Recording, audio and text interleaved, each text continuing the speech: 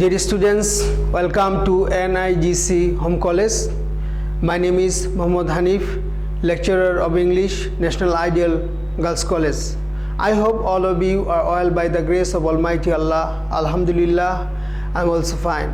Dear students, today I'm going to take the class on phrase part 2. Last class I have discussed about phrase. What is phrase? Phrase is group of words, and at the same time I have said or described about three phrases: noun phrase, adjective phrase and adverbial phrase. To the rest of the phrases I will discuss. Okay, let us start the phrases. Today I will discuss about adverb or adverbial phrase, prepositional phrase and conjunctional phrase. So, and interjectional phrase.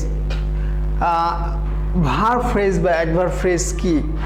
আমরা পূর্বে বলেছিলাম যে ফ্রেজটি ভার্বের মতো কাজ করে তাকেই verb phrase বলে। সাধারণত ভার্ব বা ভার্বাল ফ্রেজ একাধিক ভার্ব থাকে, এদের একটি প্রিন্সিপাল ভার্ব এবং অন্যটি অক্সিলারি ভার্ব।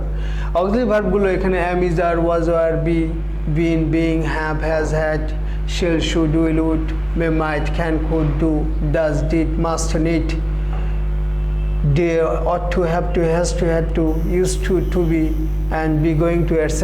এগুলোকে আমরা অক্সিলারি ভার্ব বলি এবং এগুলো থেকে যায়। তাহলে দেখো এখানে যে সেন্টেন্সগুলো ভার্বাল ফ্রেজগুলো, হি হ্যাজ ডান ইট, এখানে হ্যাজ ডান এটা verbal phrase. I would make a noise, it has been raining, we are writing, we ought to love our parents, এগুলোকে আমরা বলবো হলো ভার্বাল ফ্রেজ, অর্থাৎ যেগুলো অক্সিলারি ভার্ব সহ হয়। তারপর আসে প্রিপোজিশনাল ফ্রেজ, যে ফ্রেজটি প্রিপোজিশনের মতো কাজ করে তাকে আমরা প্রিপোজিশনাল ফ্রেজ বলবো। সাধারণত প্রিপোজিশনাল ফ্রেজটি প্রিপোজিশন দিয়েই শুরু হয়।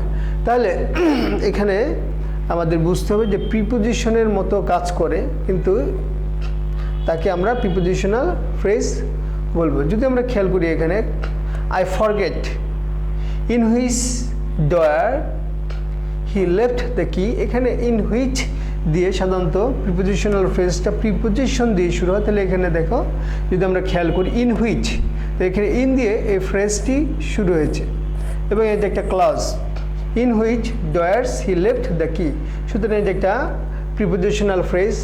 The company from which I bought my radio set is genuine, the company is genuine, যেখান থেকে আমি আমার রেডিও সেটটি ক্রয় করেছি, ফ্রম হুইচ। তাহলে এখানে ফ্রমটা একটা প্রিপোজিশন, যদি আমরা ফ্রমটাকে উঠিয়ে দিই তাহলে সেন্টেন্সের অর্থটি চেঞ্জ হয়ে যায়। The company which is bought my radio set is genuine, অর্থাৎ কোম্পানি যেটি কিনেছে আমার রেডিও সেট ইজ জেনুইন, অর্থাৎ অর্থটি পরিবর্তন হয়। তাহলে এখানে যেখান থেকে কিনেছে, তাহলে এখানে এই প্রিপোজিশনটা এই পুরা ফ্রেজ ক্লাসটাকে একটা অর্থ প্রদান করছে। তাহলে the company from which I bought my radio set is genuine. The man to whom you give the gift, লোকটি যাকে দেওয়া হয়েছে এই গিফটটি ইজ নোন টু মি, সে আমার পরিচিত। এখানে to whom you give the gift এতটুকু হলো প্রিপোজিশনাল ফ্রেজ। তারপরে দেখো I saw him on the college campus, I saw him, সুতরাং এখানে এই যে ফ্রেজটি প্রিপোজিশন দিয়ে শুরু হওয়ার কারণে এটাকে আমরা প্রিপোজিশনাল ফ্রেজ বলবো। My mother is cooking in the kitchen, in the kitchen এটা একটা prepositional phrase. I am fond of eating vegetable, preposition দিয়ে শুরু হয়েছে ফ্রেজটি, সেজন্য এটাকে প্রিপোজিশনাল ফ্রেজ বলবো। Put the book on the table, table এটা হলো প্রিপোজিশনাল ফ্রেজ। সুতরাং আমরা বুঝতে পারলাম যে এই ফ্রেজটি প্রিপোজিশনের মতো কাজ করবে এবং এটি প্রিপোজিশনটি দিয়ে কাজ করার পরে এটা প্রিপোজিশনের মতো একটা অর্থ প্রকাশ করবে, তাকে আমরা প্রিপোজিশনাল ফ্রেজ বলবো। এখন আসো আমরা শিখব হলো কনজাংশনাল ফ্রেজ, যে ফ্রেজটি কনজাংশনের মতো কাজ করে তাকে কনজাংশনাল ফ্রেজ বলে।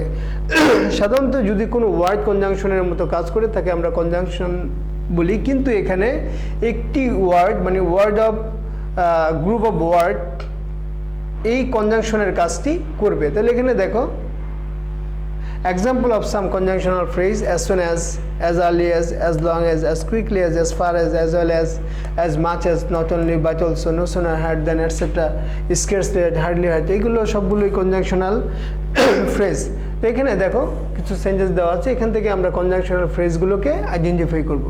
Do the work as quickly as you can, কাজটি করো যত তাড়াতাড়ি তুমি পারো। এখানে দেখো এই যে অ্যাজ কুইকলি অ্যাজ, এই ফ্রেজটি দুইটি সেন্টেন্সের সাথে একটি সম্পর্ক স্থাপন করছে, সেজন্য এটাকে আমরা বলবো conjunctional phrase. Not only but also, not only he but also his sister went there, এখানে নট অনলি এবং বাট অলসো কনজাংশনাল ফ্রেজ। তারপরে এখানে খেয়াল করো, no sooner had they reached the station then the train left, এখানে no sooner হ্যাডটা একটি conjunctional phrase হিসেবে কাজ করেছে। ডিয়ার স্টুডেন্টস, এখন আমরা জানবো হলো কি ইন্টারজেকশনাল ফ্রেজ। যে ফ্রেজটি ইন্টারজেকশনের মতো কাজ করে তাকে ইন্টারজেকশনাল ফ্রেজ বলে। এখানে ইন্টারজেকশনাল ফ্রেজের কিছু এক্সাম্পল দেওয়া আছে।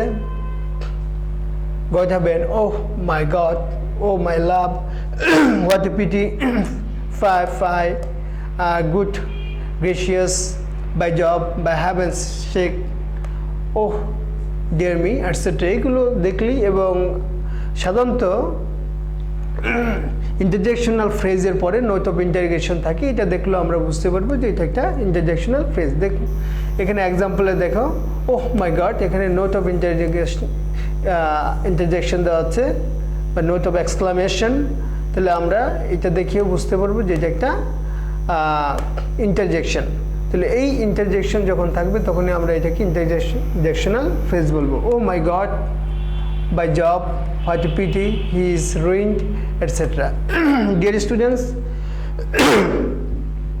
I hope all of you have understood the phrases. So when you will be given all of the phrases, at that time you have to identify the phrases. Okay, now we will finish our classes here. So I will see you with another topics another day. Allah Hafiz.